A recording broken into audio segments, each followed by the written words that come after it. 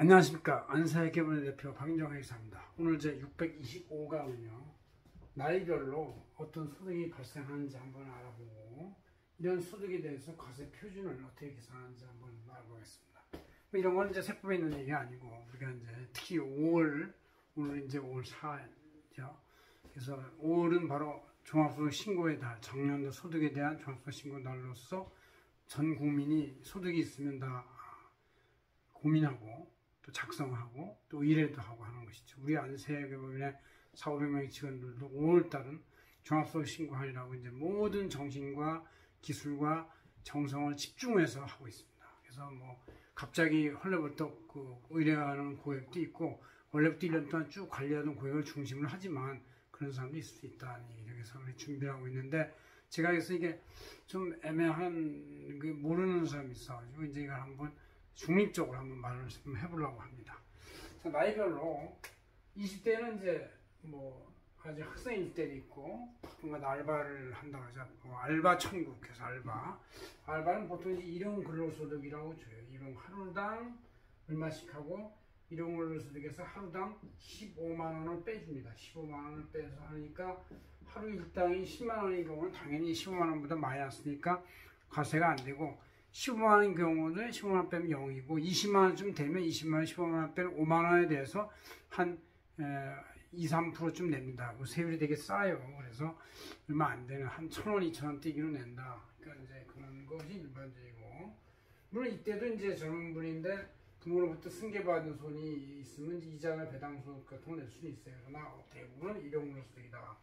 30대에 가서 이제 정규직으로 취업을 한다. 뭐 취업이라는 개념은 아직 이제 좋은 직장에 정규직 취업을 말하는데 실제 뭐 요새는 사업도 많이 해요. 또 이 고용 형태가 변해가지고 과거에는 대기업, 중견기업의 내부의 부서였던 영업부나 구매부나 이런 게 다 아웃소싱 돼가지고 외부로 완전히 돌리는 경우도 많이 있기 때문에 그런 데서 사업소득이 발생할 거하고 실제 블로그나 유튜브를 통해서 어떤 아이템 항목을 받아가지고 하청 납품받아가지고 자기가 팔린 경우도 있고 아니면 그쪽에 열심히 광고를 해서 그 광고의 소득으로서 발생하는 경우도 있고 있습니다. 그래서 어쨌든 30대는 정규직 대기업에서의 근로소득이 대부분일 것이다. 그런 얘기죠. 그럼 이제 40대쯤 되면 이제 직장 하나가 더 겸직으로 생길 수도 있고 아니면 자회사가 생길 수도 있고 뭐 그러다 보면 직장 하나에서 두 개에서 해서 겸직을 발생할 수 있는 소득도 있고 그럼 자기가 이제 뭔가 새로운 아이템이 있어가지고 사업소득이 발생할 수도 있고 또 유튜브 소득이 발생할 수 있다. 그런 얘기죠. 그럼 이제 50대에 가면 이제 그 직장이 하나, 대기업 대표의 경우는 모기업, 자회사 두 개에서 세 개의 직장에 나올 수도 있고 자기가 또 무슨 사업자 등록을 해가지고 할 수도 있고 또 어딘가에서 자기 문까지 비싸면 프리랜서로서 또 소득을 받을 수도 있습니다. 그래서 이렇게 사업소득이 생기고 또 이제 이때 되면 이제 일찍 퇴직하는 사람이 있는데 퇴직소득이라고 해서 이 종합소득과는 별도의 소득으로서 이렇게 다른 과세되는 게 있고 또 이쯤 되면 이제 그 금융자산이 있어가지고 이자소득과 배당소득이 발생할 수도 있고 또 상가나 부동산에 잘 투자를 해가지고 임대소득이 발생할 수도 있는 것이죠. 임대소득이. 그래서 이제 이런 데는 이제 임대소득도 있고 이런 건 우리는 이제 영어로 패시브 인컴, 즉 가만히 있어도 땀 흘리지 않아도 생기는 소득이라고 해서 그런 소득에 대한 과세가 좀 세요. 그러나 땀 흘린 근로소득이나 사업소득에서는 이제 필요용비를 많이 공제해주는 건 있고 60대쯤이 되면 이제 은퇴를 하니까 퇴직을 하잖아요. 그래서 근로소득은 보통 발생하지 않고 자기가 원래 하던 사업소득 또 뭔가 이름값 있어 이름값 받거나 기술값 받거나 하는 사업소득이 있고 그럼 이제 64살부터 3살부터 연금소득이 발생하겠죠. 한 150만 원, 200만 원 이렇게 이제 연금이 나오고 가끔가다 어디 출몰해서 출연해가지고 기타 소득, 엑스트라 나오기도 하고 기타 소득이 있고 어제 그럴 때 되면 이제 또 집을 하나 팔기도 하고 상가를 양도는 양도소득이 또 별도소득도 발생할 수가 있다는 얘기죠. 60대가 지나서 이제 70, 80 이제 계속 살면서 이제 그냥 소득이 없이 조금의 연금만 가지고 소득을 사는 사람도 있고 이때쯤 되면 이제 자녀한테 재산을 일부 증여를 선증여하는 사람도 있고 그러다가 이제 90대쯤 되면 이제 돌아가시는 분도 계시면 이제 상속세를 내는데 상속세는 죽은 사람 입장에서 낼 수가 없으니까 자녀들이나 남아있는 배우자가 내는 것이죠. 상업세를 신고하는 것으로 세금이 종결된다. 그러니까 생로병사에서 생사에서 이 세금은 소득과 세금은 꼭 따라 다니는 것이고, 세금과 주금, 이거는 뭐 이 금자가 붙어 있는데 무조건 영원히 따라다니는 것이다, 그런 얘기죠. 이 세금과 주금에 대해서 세금 계산하는 것이 있는데, 금융소득 같은 경우는 아무리 내가 이자를 벌기 위해서 다른 은행에서 이자를 지급하고 했다 하더라도 그 아무런 원가를 빼주지 않습니다. 그래서 금융원가 비용은 공제해주지 않는다.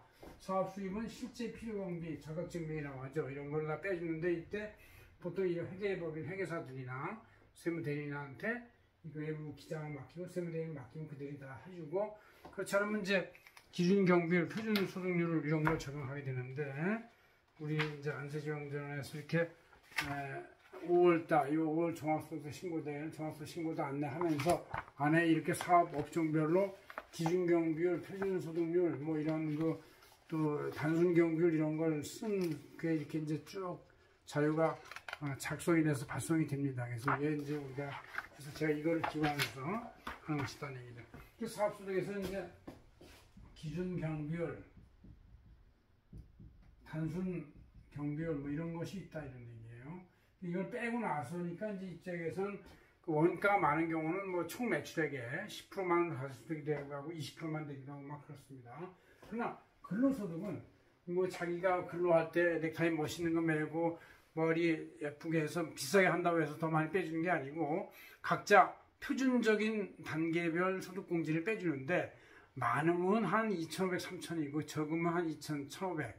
그래서 이제 대부분의 사람들이 일정액이기 때문에 연봉이 높아도 비례로 올라가는 게 아니고 이렇게 역비례로 그냥 이렇게 정체 상태로 올라간다. 그래서 연봉이 올수록 그 세율도 다단계로 높아지지만 공제 금액이 차지하는 비율도 줄기 때문에 그 소득의 그 비율이 예를 들어서 5천만 원일 때 소득세가 약 한 100만 원이다. 그러면 1억이면 200만 원이 아니라 1억이 되면 한 1,000만 원 정도 10배로 확 뜁니다. 그래서 이제 이 소득에 따라서 세금은 이게 소득에 따라서 이렇게 소득이 이제 증가하더라도 세금은 이렇게 더 누진율로 증가해요. 이건 소득 증가가 비례로 올라간다 하더라도 세금은 훨씬 더 누진율로 증가하는 것이다. 그래서 굉장히 그 부담이 민감하기 때문에 많은 사람들이 어떻게든지 적격증명을 잘 챙겨서 비용으로 인정받으려고 노력하고 있습니다. 그렇지만 이와 같은 단순경비율, 기준경비율이